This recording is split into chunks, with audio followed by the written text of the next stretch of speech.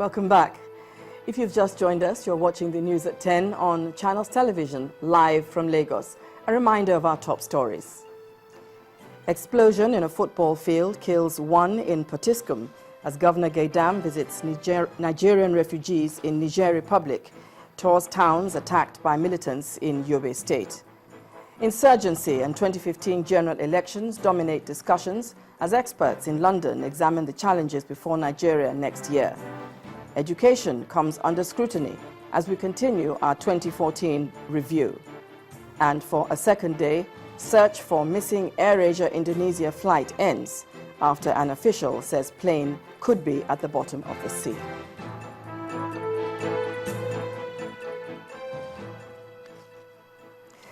Well, all our top stories can be found on our website, channelstv.com, and on youtube.com/channelsweb.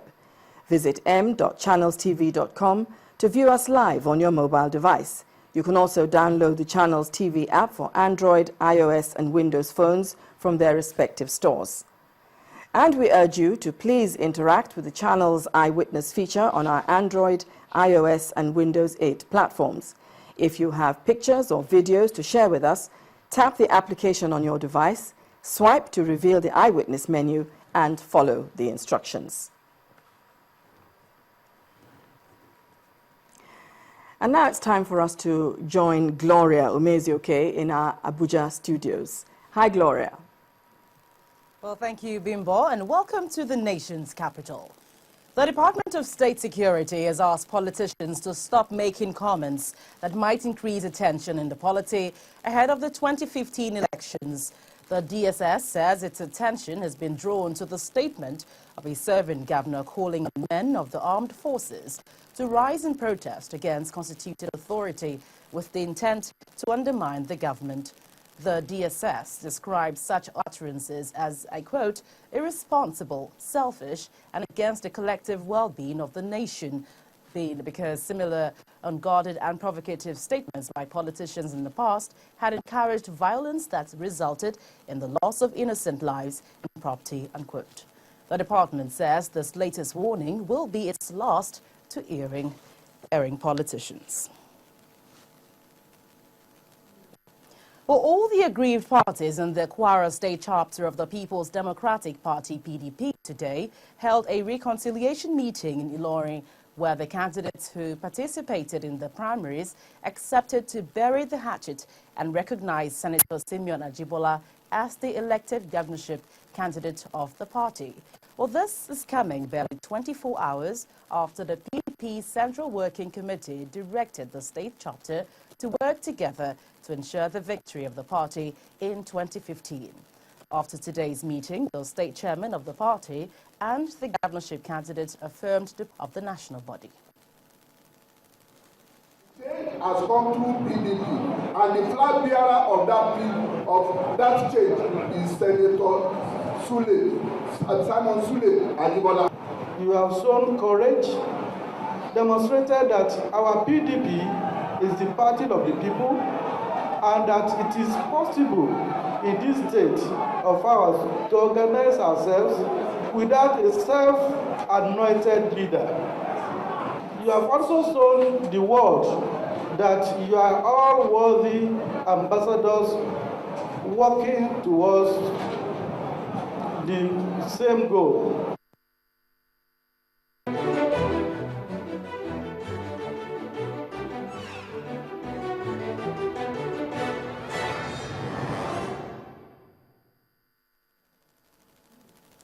The abduction of over 200 Chibok girls, schoolgirls, by militants in northern Nigeria, and the closure of schools for weeks for fear of Ebola virus disease were the defining moments in the education sector in 2014.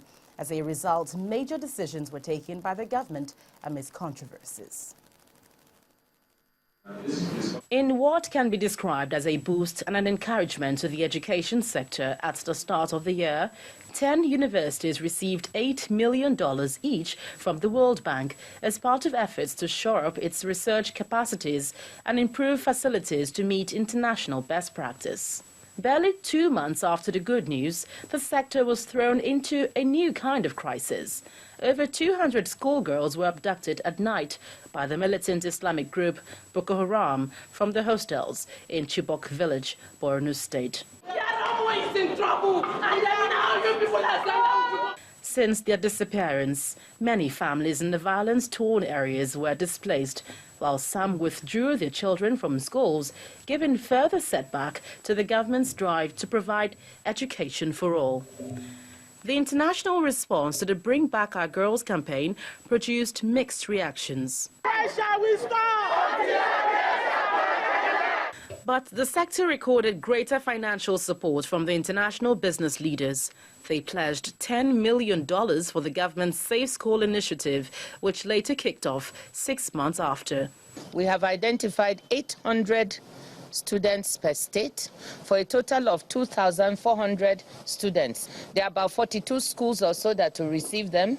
The principals and everybody, they've been sensitized, and we are going to commence the launch of this immediately. The students will go on full scholarship. The emergence of a new Minister of Education in the middle of the year brought more breakthroughs in the system. The one-year strike action by COASU was resolved.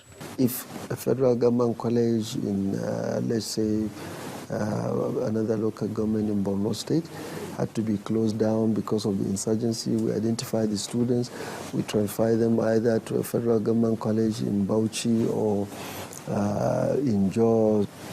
So the challenges are so multiple, and this is what we now want to call attention to. Bring up new ideas to train the teachers and school managers to know how to now face the challenge of managing 200 schools. Suddenly you are managing, a new principal is managing a school of 2,000, 3,000. More questions came up for the government.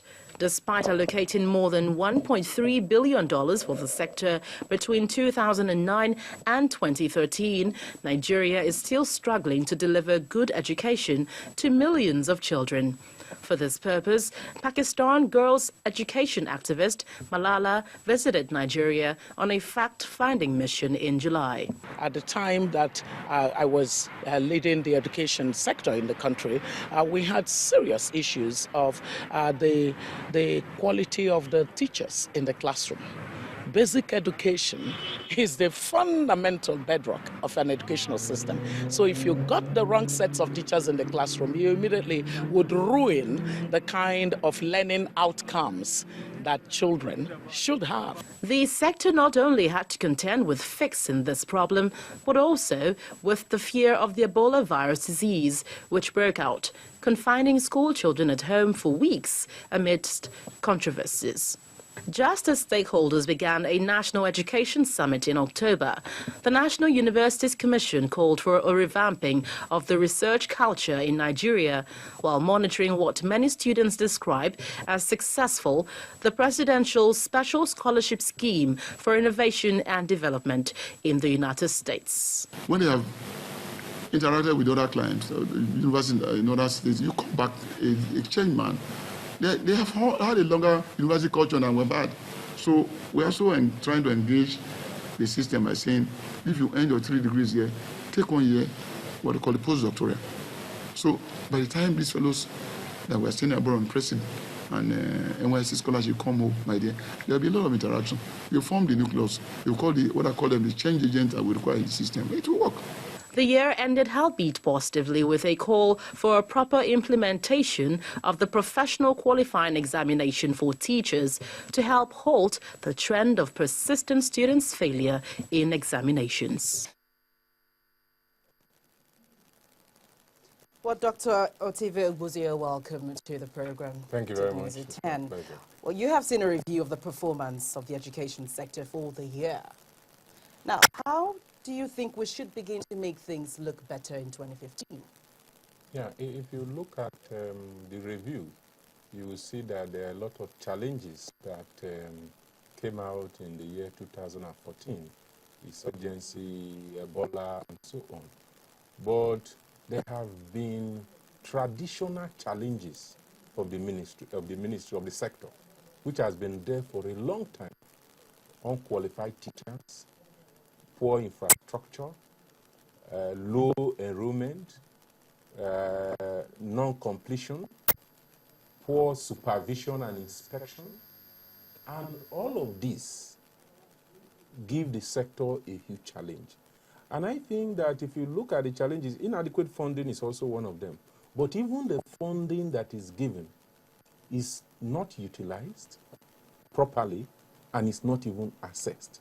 For instance, there are two major funding for the educational system outside the statutory allocation to the various sectors.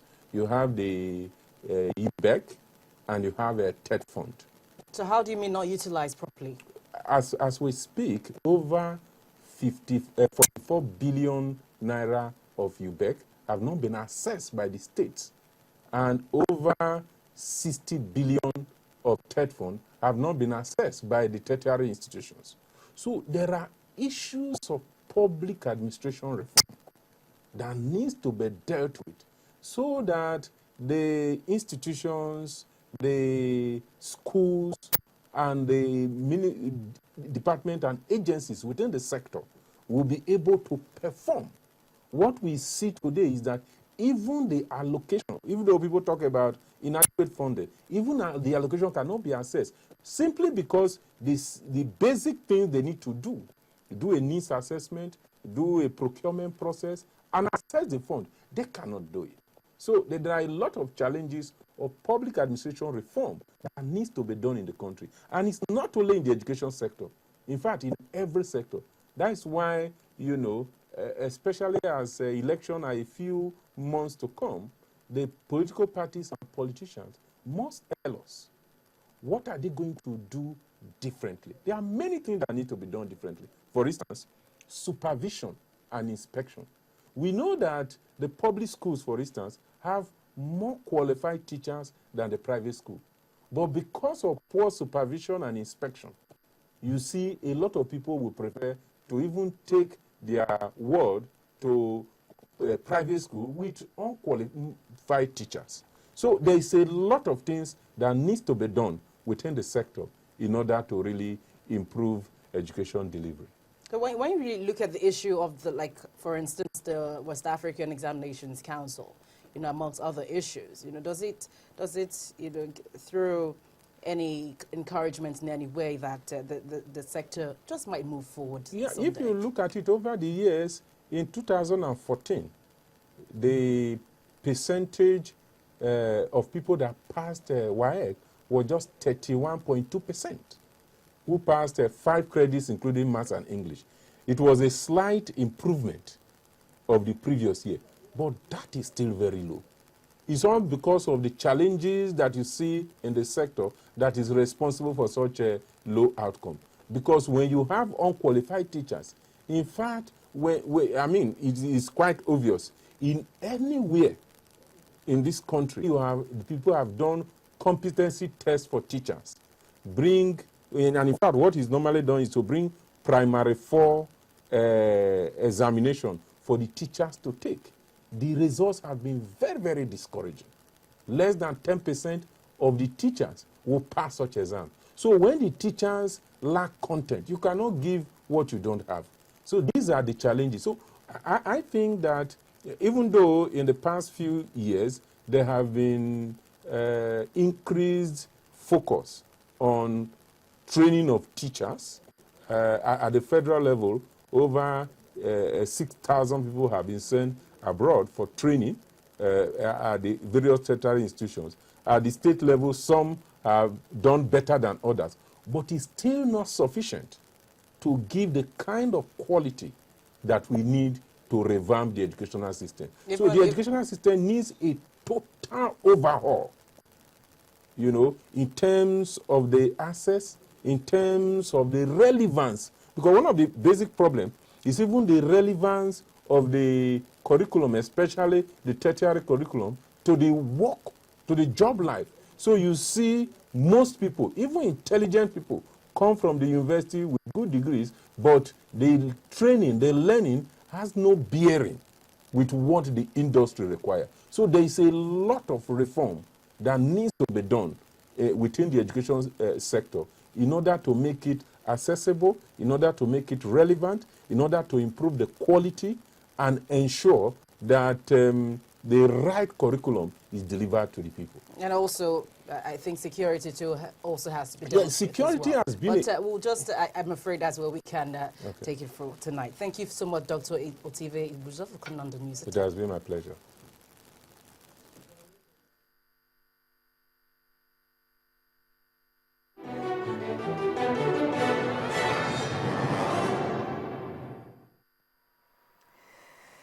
Thank you, Gloria. Well, still ahead on the news at 10, business picks up again after the Christmas holiday. Please join us again.